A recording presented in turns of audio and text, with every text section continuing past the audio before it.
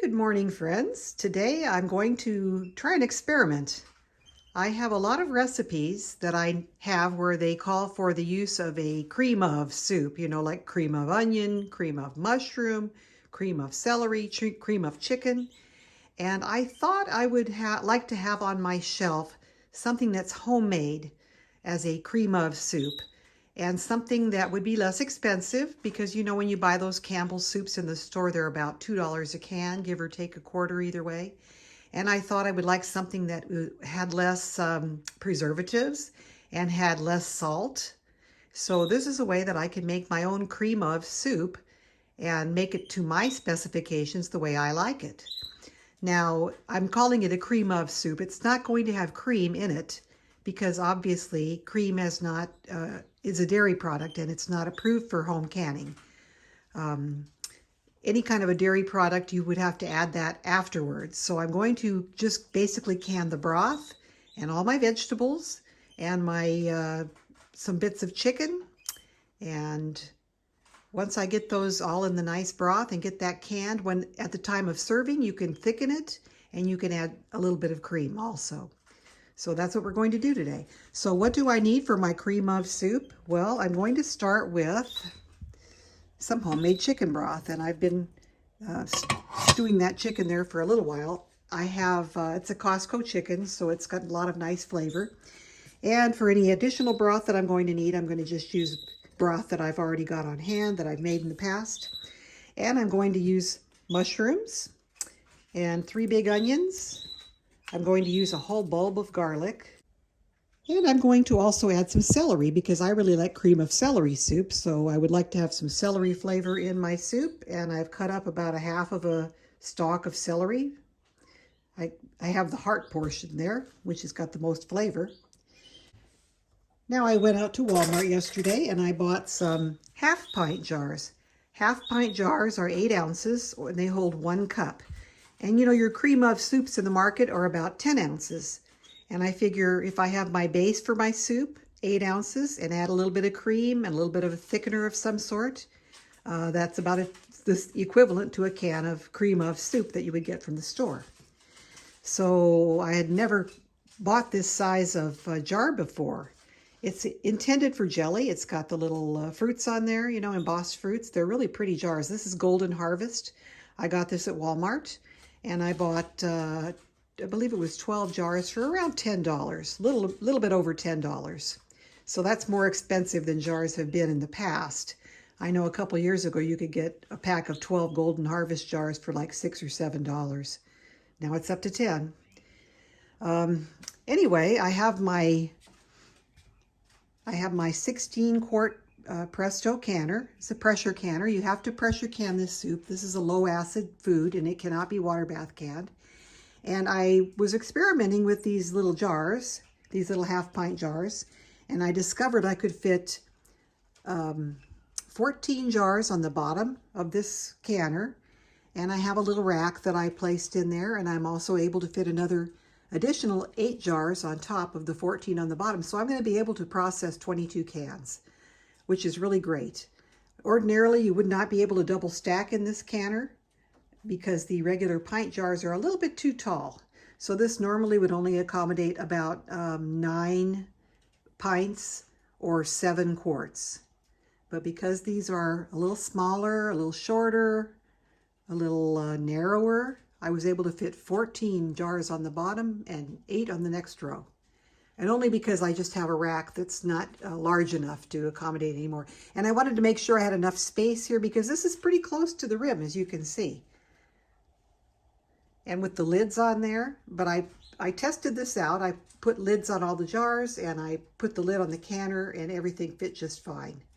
So in case you were wondering, now you know. You could double stack these in your 16-quart Presto pressure canner if you had to. And the other ingredients I'm going to use for this soup, I personally like thyme. I like it in just about everything. So I'm going to put a little thyme. We're going to put a little parsley.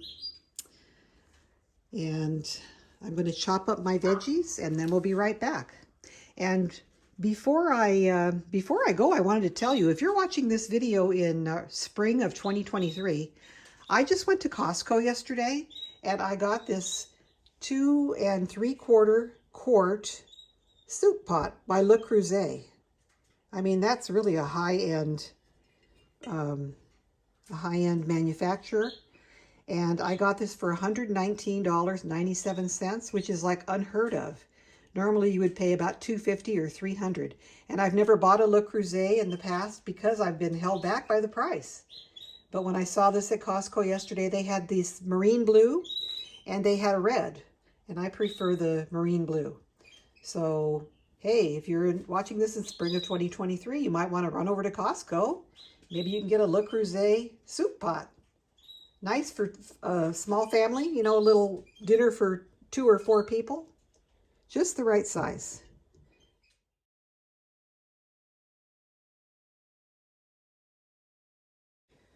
Okay, I'm about done chopping my veggies, but I thought I'd show you guys. My mom gave me this Vidalia chop wizard that she had it around the house. She never used it. It was stuck in her garage.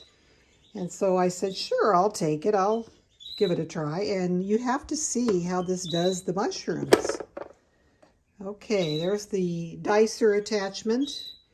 Now you have to wash mushrooms really well because they're, you know, they're in soil, and soil is what can harbor botulism spores. These are actually mostly in peat moss, but you know, the bacteria doesn't differentiate between peat moss and just the dirt in your backyard. It likes it all the same. So you wash those off really well.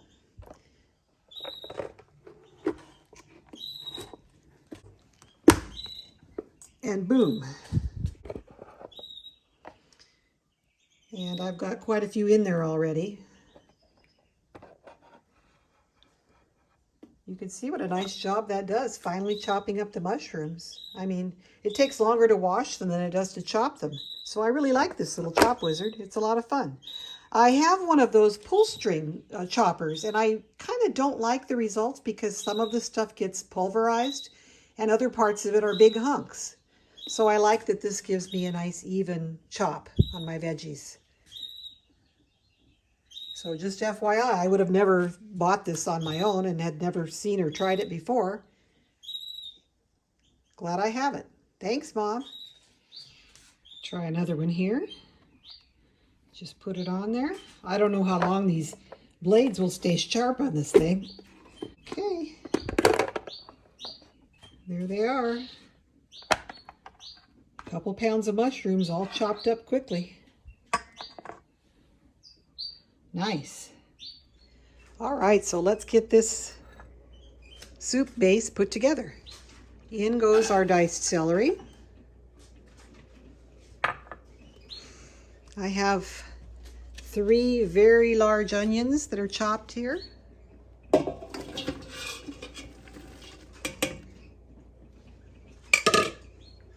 And I have about 3 pounds of mushrooms.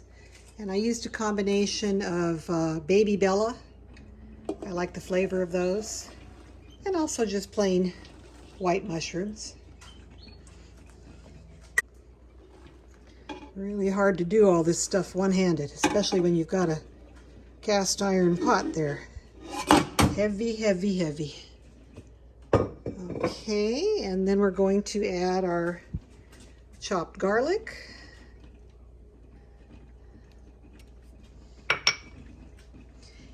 And I decided to go ahead and start with my already done broth from the cabinet. So we're going to add 3 quarts of this right away.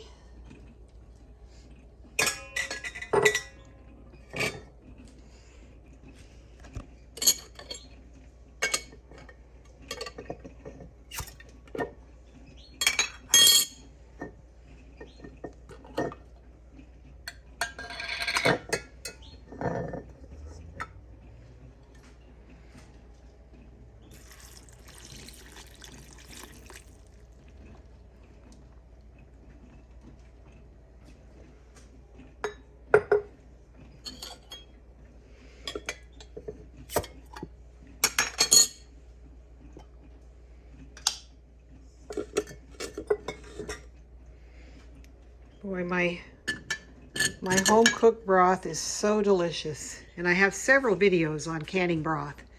So I'll put a link in the description box below and in the corner above so that you can check them out if you'd like to find out how to make broth. It's fun, it's easy, it tastes so much better than store-bought broth. There's just like no comparison. They're not even on the same planet. Okay, so we're going to give this all a good stir. I'm going to add my parsley and maybe a bay leaf or two. So funnily enough, when I was at Costco, they did not have any fresh parsley. And I thought, well, surely they'll have dried. They didn't have it. So I had to go to Walmart and got this parsley, dried parsley flakes, and they really look fresh. They look delicious. So this is about 1.5 tablespoons of parsley. And I've got some dried thyme here, about 1/2 teaspoon. And we're going to turn the heat on under this and start cooking. I may have to add a little more broth. I can see the broth level down there. I may need just a little bit more. Okay, so we've got the heat going here.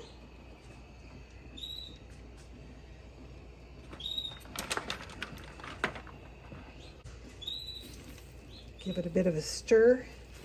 This is going to cook down quite a bit, but I still think I'm going to need way more than the 3 quarts of broth. Well, luckily I've got another 3 quarts here, so I'll let you know in the description box below how many I end up using.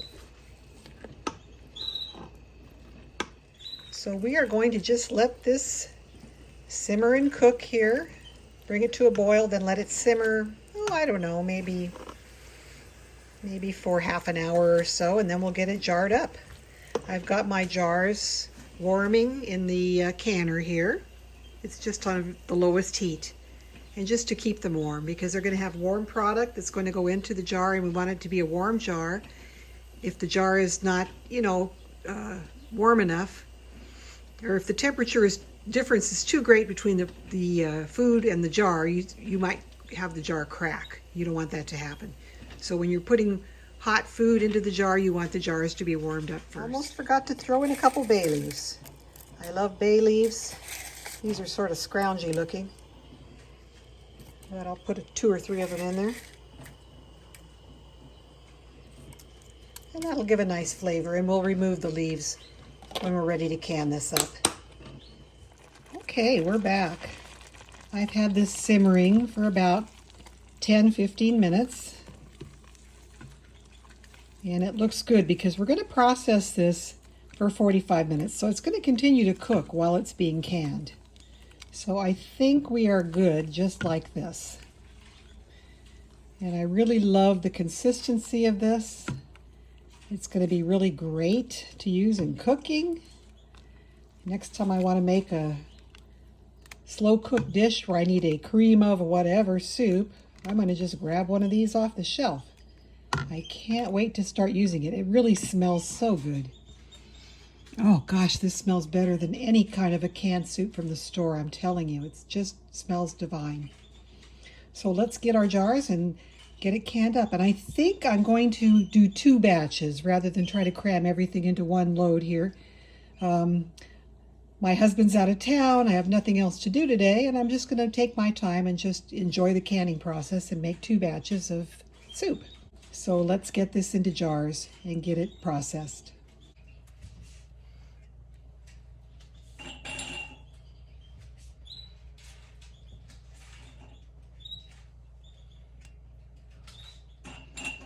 This is that top rack row of jars that I had, so they should be pretty quick to get out. I don't have to empty them. They've been sitting on the top rack warming. So I'll probably just do however many will fit on the bottom of my canner. I know I said 14 would fit. I may do 14, I'm not sure.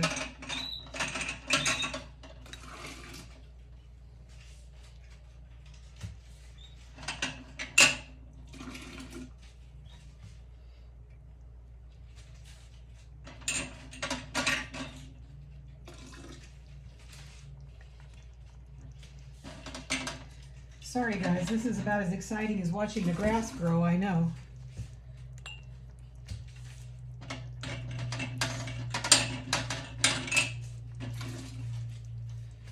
set these others to the side here for my second batch. I bought 2 dozen jars, so maybe I'll do 2 batches of 12. We'll see. It all depends on how much it looks like we're going to get out of this batch of soup.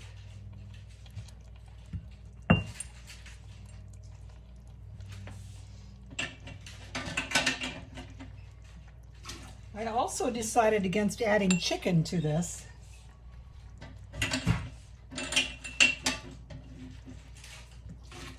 I can always add chicken to it later on. And I'd like this to be versatile. I'd like it to be something that I could add to a pot roast. I actually thought about canning this with beef broth, but I decided to go with chicken broth because it's more neutral in flavor.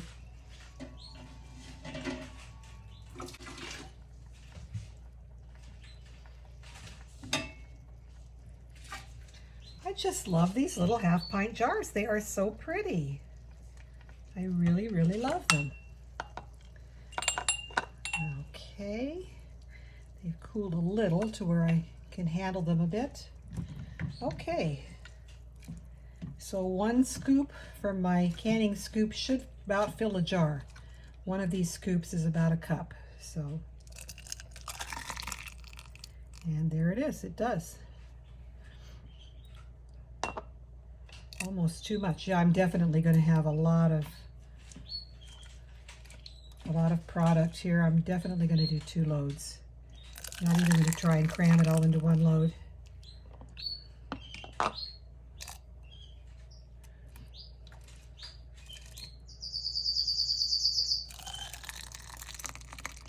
So we'll do 2 loads of 12. Hopefully we'll get that many jars.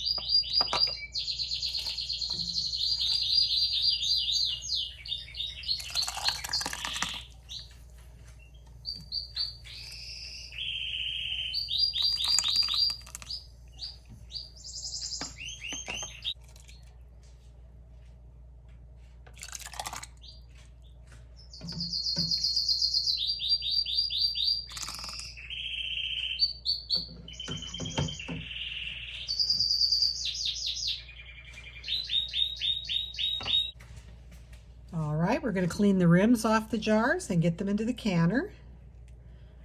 So I'll skip ahead to the end of that process.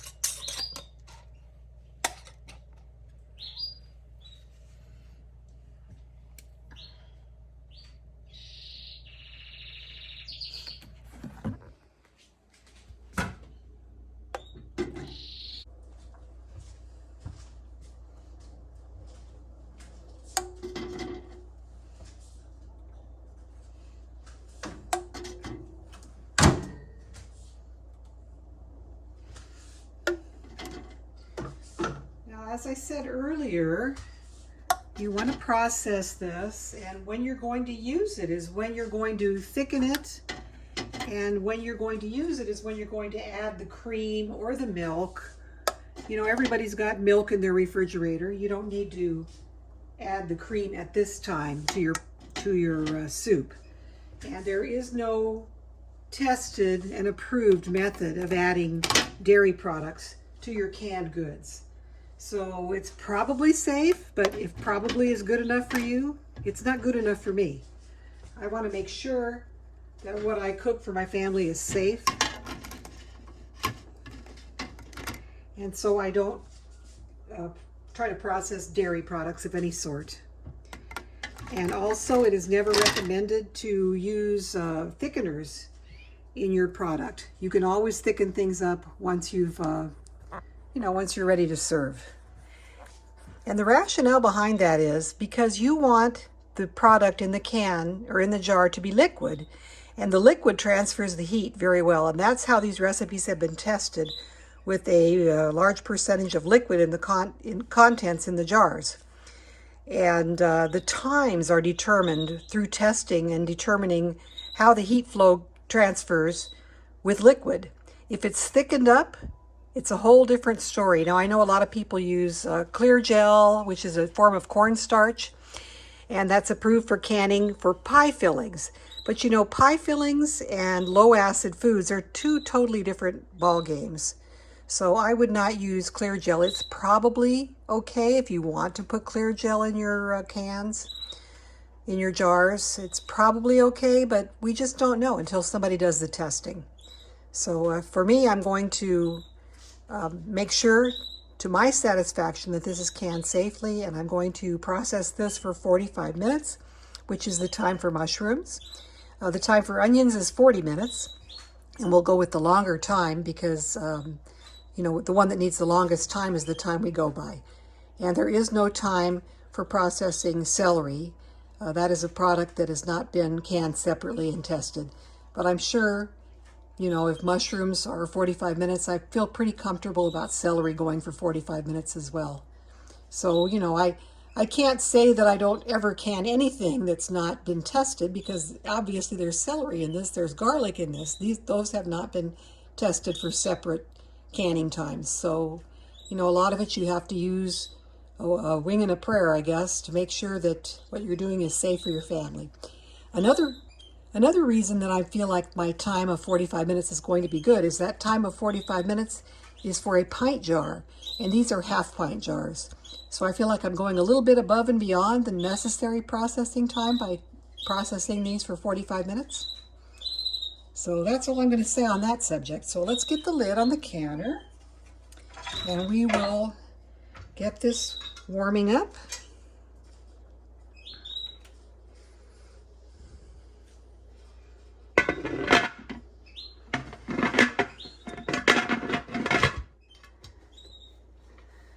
Okay, I'm going to turn the heat up. The canner is already pretty warm, but I'm going to increase the heat. See, I just have it on low. I'm going to turn it up to a medium high. We're going to wait till we see a plume of steam rising through here. And I've already checked my vent to make sure it's open. I've checked my valves to make sure it floats freely. The overpressure plug is in good condition. My seal and my gasket is in good condition, and I've checked to make sure it was seated properly. So we'll wait for that plume of steam to come out of here. We're going to let this vent for 10 minutes. At that time, we'll put a weight on, and the weight depends on your elevation. For my elevation, it's 10 pounds. You would need to check with the National Center for Home Food Preservation and know your elevation where you live, or your altitude is another way to say that. Know your altitude, know your elevation, and that way you'll know how much pressure you need for your particular location.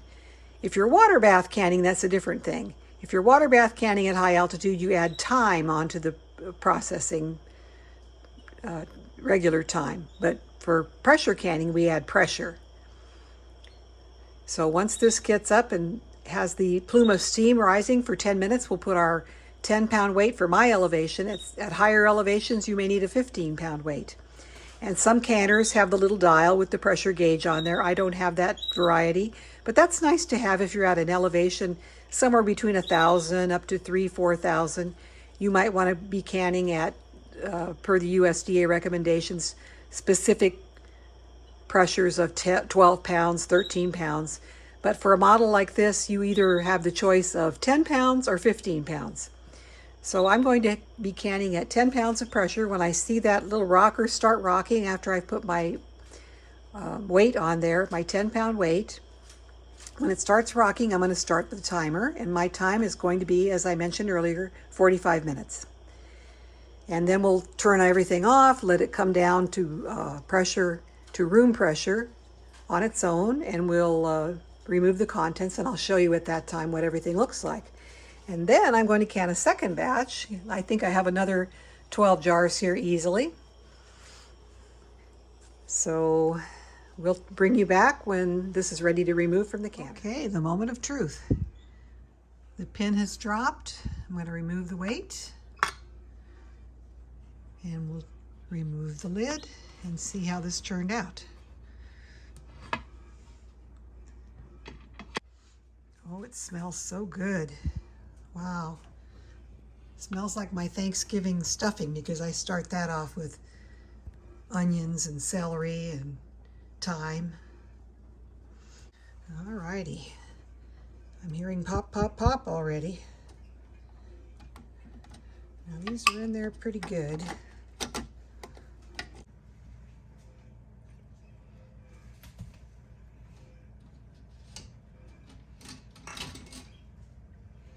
So it was about a 45-minute processing time, and then 45 minutes for the canner to cool down. I've got my other load waiting to go in.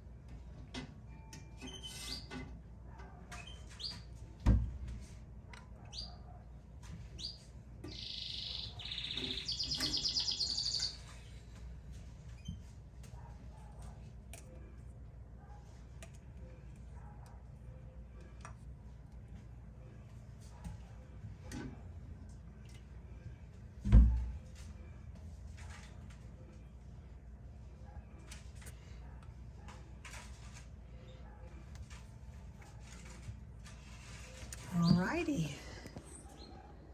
Everything looks good. Some of the jars have sealed. I guess you heard the popping. Pop, pop, pop. Everything's still bubbling in the jars. I had virtually zero siphonage. The water looks nice and clear.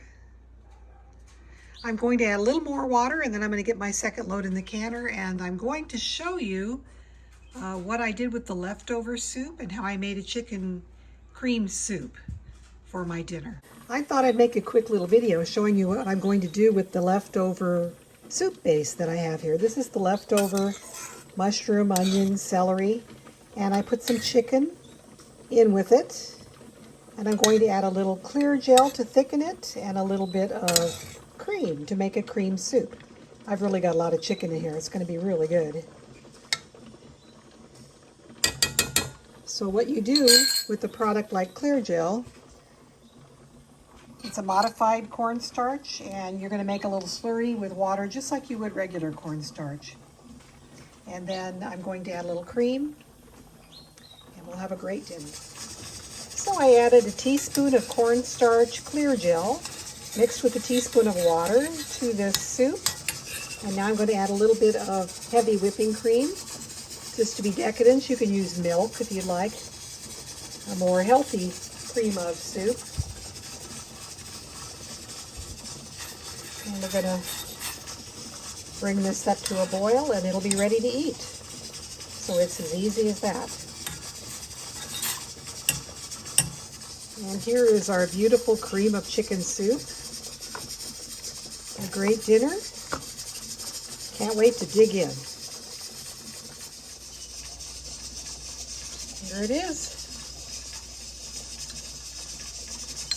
A delicious cream of chicken soup.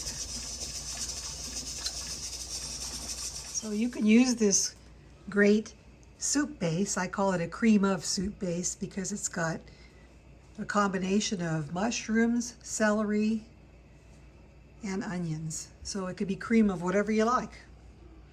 You can use this, you can add meat to it and make a soup or a stew for your dinner. You could use it in a recipe where you're slow cooking and you need to have a cream of whatever soup to use. You could use this to make gravy. You could use this with your stuffing.